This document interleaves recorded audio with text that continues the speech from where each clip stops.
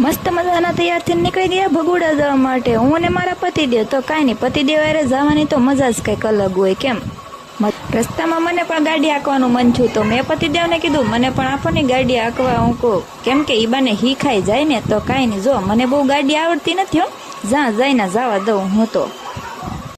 કેમ કે પાછો ગાડી હાંકવાનો શોખ બહુ મને, એટલે કાંઈ નહીં. મસ્ત મજાના ભગોડામાં આવીને લઈ લીધું શરીફળ, અને પતિદેવે કરી નાખી અગરબત્તી. કાંઈ નહીં, પહેલાં અગરબત્તી કરી નાખવાની છે ને પછી વધેરવાનું છે શરીફળ.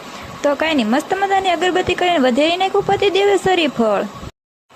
નીચે દર્શન કરી લીધા ને આવી ગયા ખોડિયારમાંના મંદિરે. તો કાંઈ નહીં, અહીંયા છે ને ડુંગરામાં તે ખોડિયારમાં બેઠેલા છે. કોના કોના કુળમાં ખોડિયારમાં પૂજાય જરાક કોમેન્ટમાં કરી દેજો. અમારા કુળદેવીમાં તો ખોડિયાર છે.